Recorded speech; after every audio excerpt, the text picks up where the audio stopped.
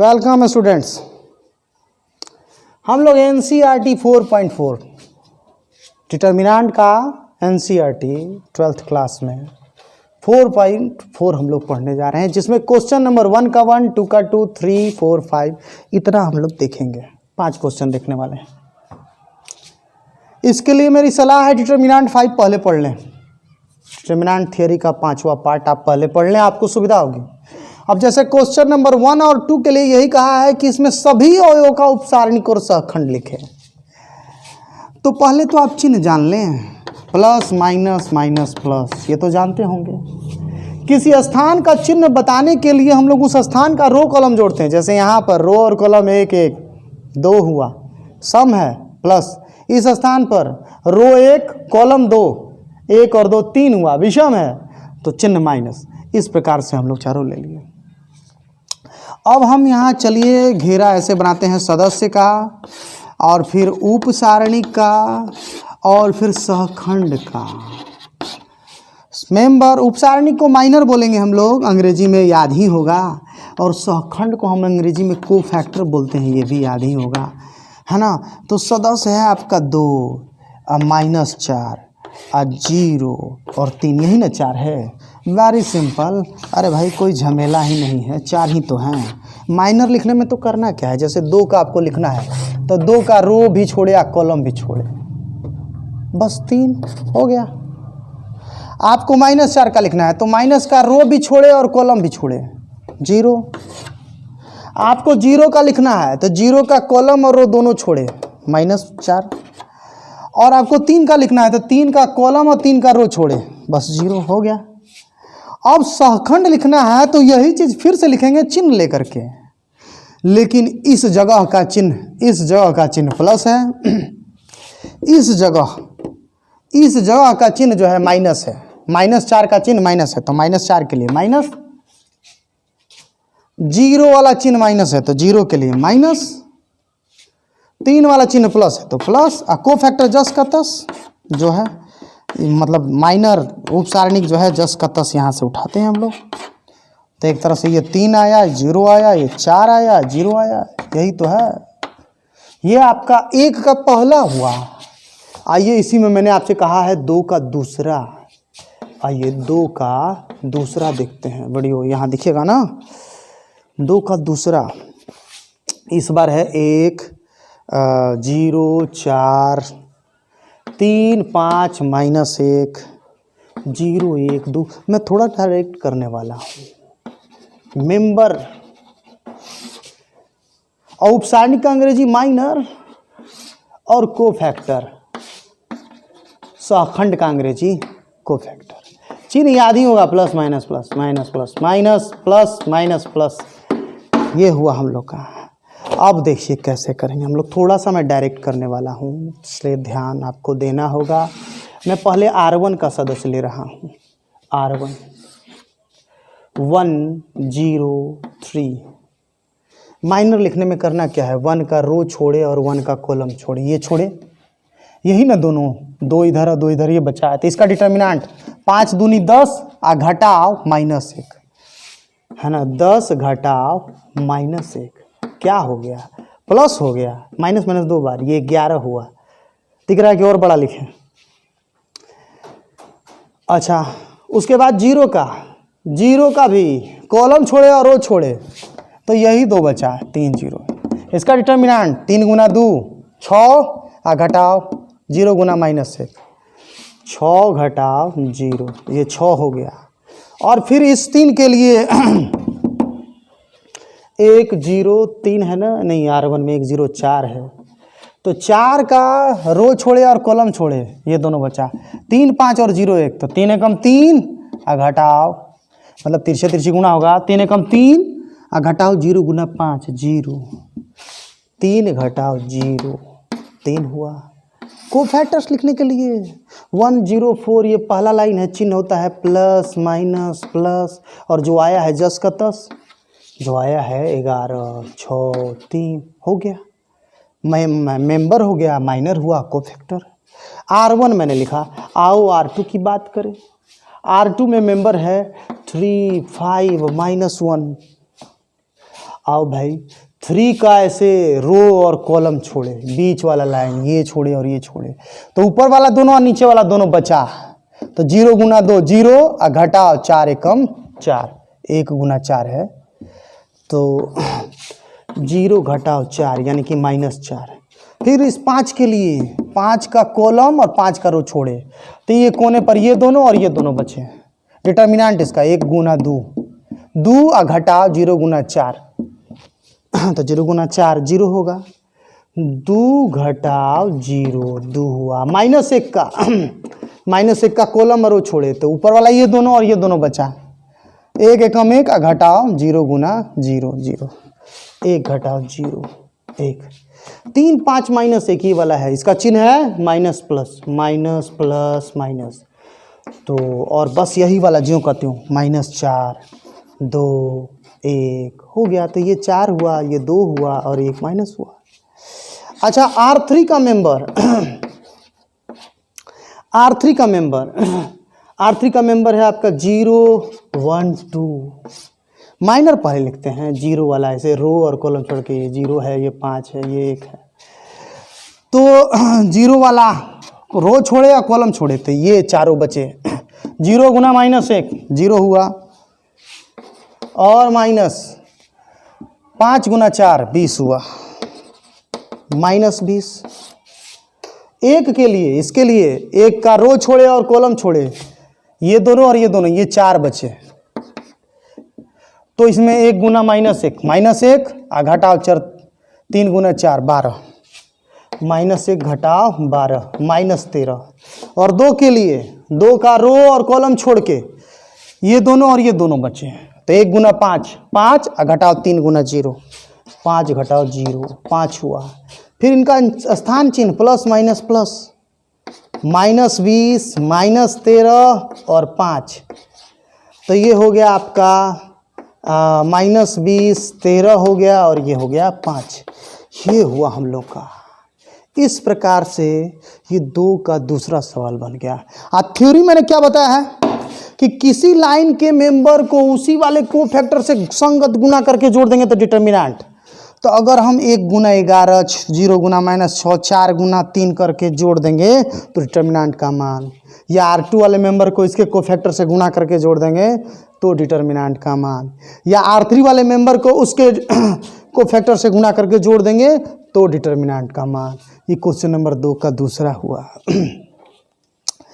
3 का question number 3 की बात मैं आप लोगों से करने जा रहा हूँ।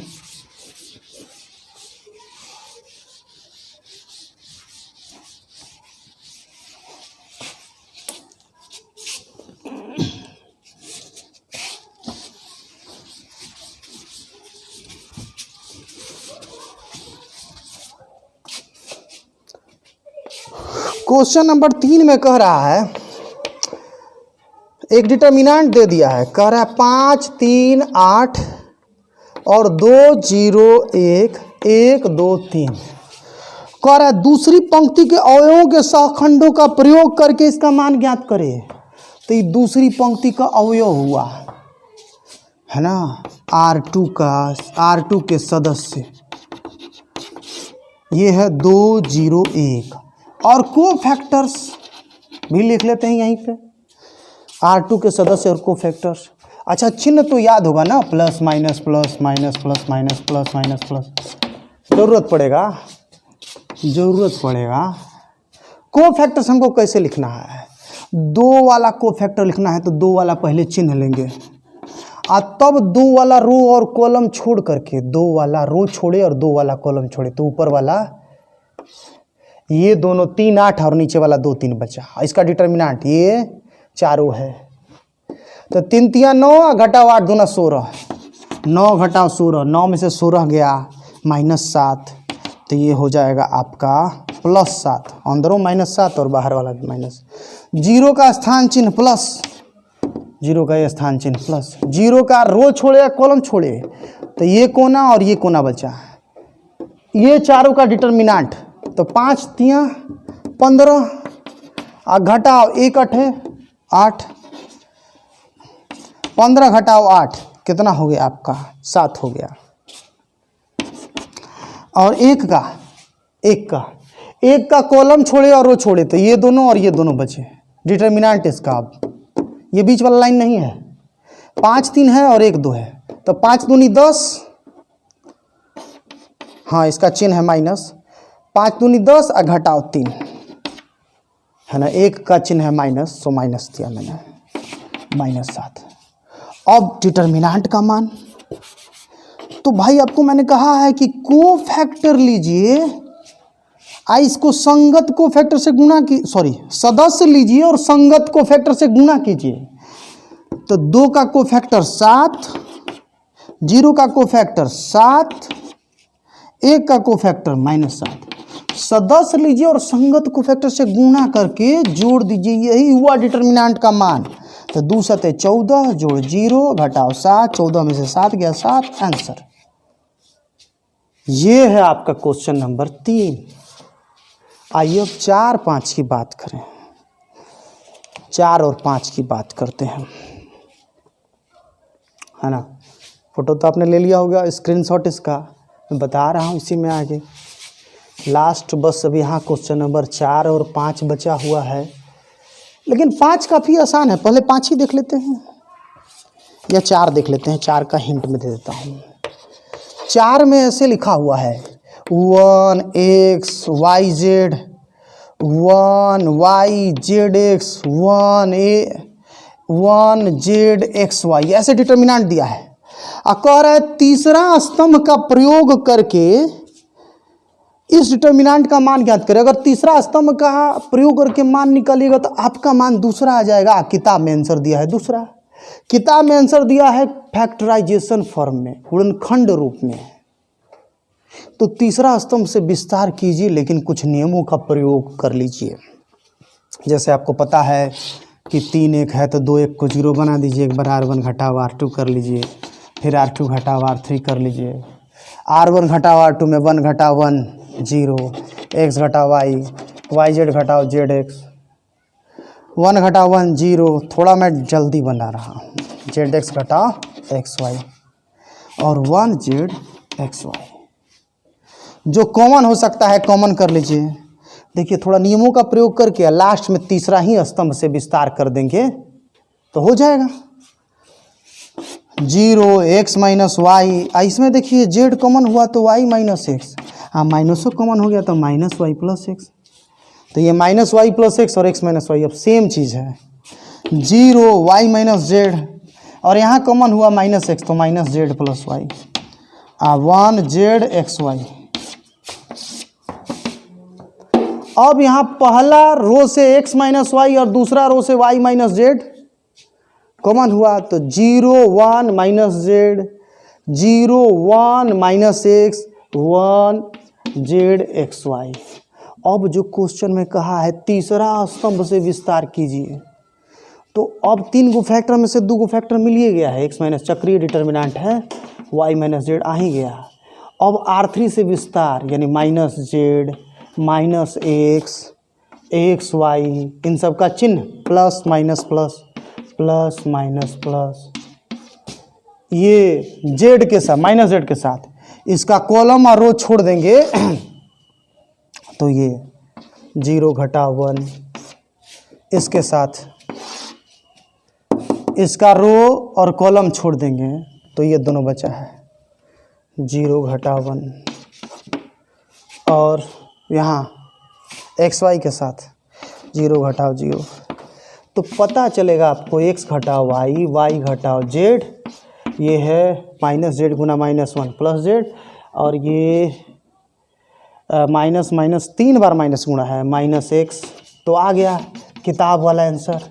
ऐसे क्या है ना कि किताब वाला आंसर ना हो करके अगर आप ऐसे भी डायरेक्ट विस्तार कर देते तो जो आता वो बिल्कुल सही होता, बस किताब वाला उत्तर आपका नहीं मिलता। तो किताब वाला उत्तर नहीं मिलने से घबराने की ज़रूरत नहीं, आप ऐसे न करके डायरेक्ट इसको भी विस्तार करके बनाएं, जो उत्तर आएगा वही सही होगा। लास्ट क्वेश्चन अब बड़ा आसान है, स्क्रीनशॉट इसका ले लीजिएगा, पूरा आ जा रहा है ना एक बार में। लास्ट क्वेश्चन आसान है,